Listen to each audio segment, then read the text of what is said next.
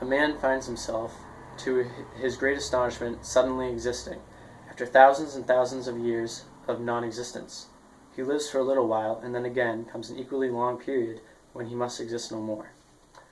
What's up, YouTube? Today I'm going to be making a short video explaining Arthur Schopenhauer's philosophy on human happiness, or more accurately, unhappiness.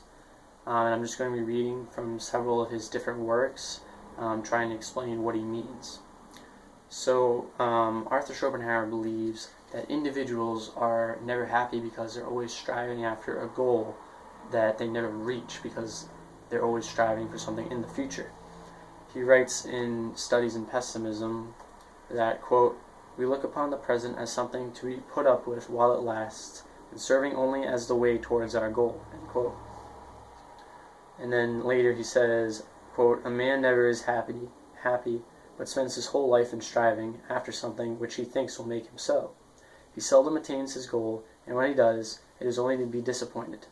He is mostly shipwrecked in the end, and comes into harbor with masts and riggings gone. And then it is all one whether he has been happy or miserable, for his life was never anything more than a present moment always vanishing, and now it is over." So what Schopenhauer means by this is that humans are always striving after something that they never reach, and then once they reach that goal, they just want to go after another goal, and they're not content with that goal because there's something else to do, and that this is just there's just an infinite amount of striving until death is pretty much Schopenhauer's pessimistic view on all of human life. And he's famous for quoting in The World is Will and Representation that all life is suffering, which you can see from his quotes in Studies in Pessimism. He believes that the reason for this is our constant striving. And on striving, Schopenhauer says, quote, "Its hindrance through an obstacle placed between it and its temporary goal, suffering. Its attainment of the goal, on the other hand, we call satisfaction, well-being, happiness. We can also transfer these names to those phenomena of the world without knowledge which, though weaker in degree, are identical in essence. We then see these involved in constant suffering and without any lasting happiness. For all striving springs from want or deficiency, from dissatisfaction with one's own state or condition, and is therefore suffering so long as it is not satisfied. No satisfaction, however, is lasting. On the contrary, it is always merely the starting point of a fresh striving.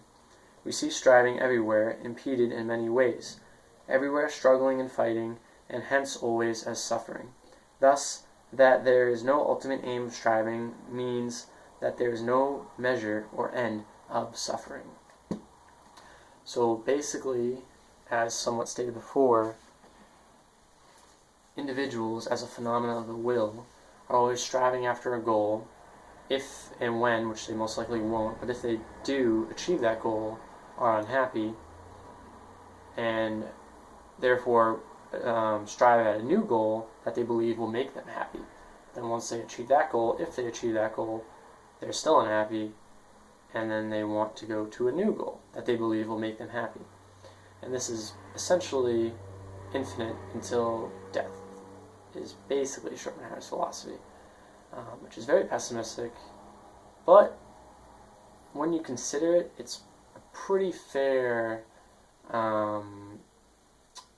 account of the human experience. So I just kind of wanted to share those kind of small sections just that I picked out for anyone interested, especially anyone interested in pessimistic philosophy. So thanks for watching.